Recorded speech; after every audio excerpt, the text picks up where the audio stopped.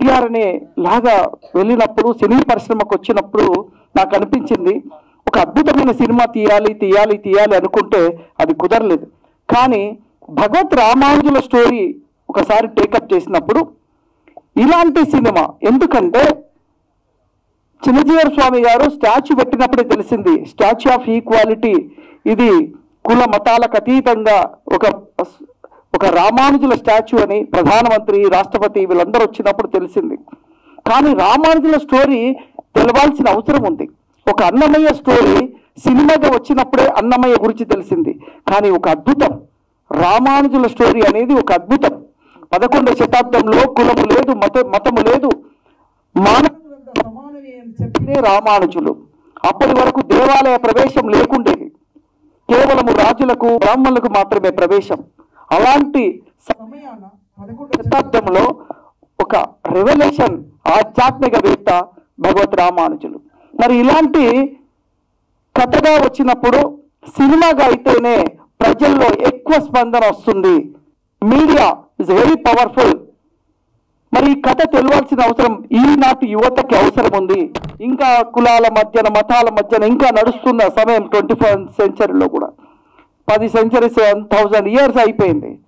So ఇప్పటికీ కూడా ఈ సినిమా ద్వారా కొంతైనా మార్పు రావాలని, ఒక తిరుమల దేవాలయ నిర్మాణం, మనం అందరం తిరుమలకి వెళ్ళి దర్శనం చేసుకుంటాం, కానీ ఈ దేవాలయ నిర్మాణం ఎవరు, అసలు ఈ మంత్రోచ్చరణ ఎవరు అని ఎవరికి తెలియదు.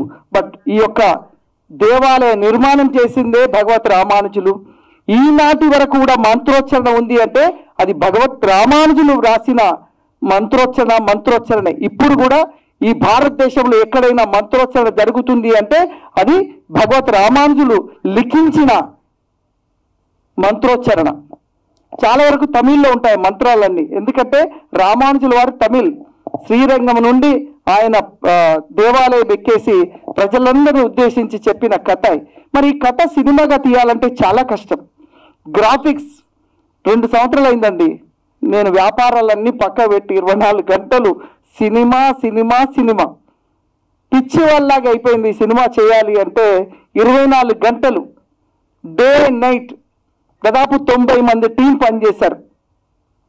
విఎఫ్ఎక్స్ డైరెక్టర్గా హర్ష, ఆయన 15 ఏళ్ల క్రితమే సినిమా డైరెక్టర్గా ఉన్నప్పుడు హర్షని తీసుకొచ్చి నేను విఎఫ్ఎక్స్ డైరెక్టర్గా పెట్టి 90 మందితో కోఆర్డినేషన్ చేసినప్పుడు ఇలాంటి గ్రాఫిక్స్, ఎందుకంటే ఈరోజు సినిమా చూడాలంటే జనాలకి ఎక్స్పెక్టేషన్ చాలా పెరిగిపోయింది. రాజుల చరిత్రలు ఎన్ని వచ్చినా కూడా బాహుబలి అనే ఒక చరిత్ర తీసినప్పుడు ఆ గ్రాఫిక్స్ కానీ ఆ ఎక్స్ట్రాడనరీ వాడిన ఎక్విప్మెంట్స్ తోటి సినిమా బ్లాక్ బస్టర్ హిట్ కొట్టింది.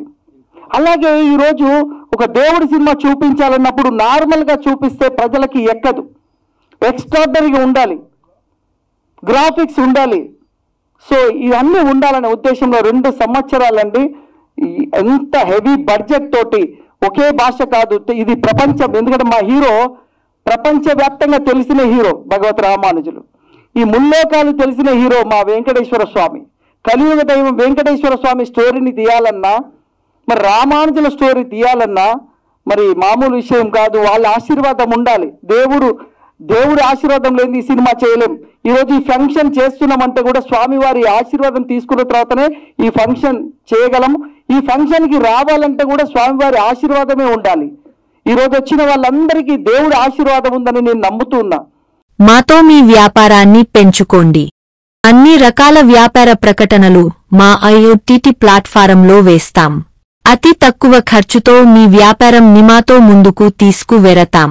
అన్నింటిలో మీ వ్యాపారం ప్రచారం చేస్తాం. మీ వ్యాపారం మా ప్రచారం. మీ వ్యాపార ప్రకటనల కోసం ఈ నంబర్కి కాల్ చేయండి.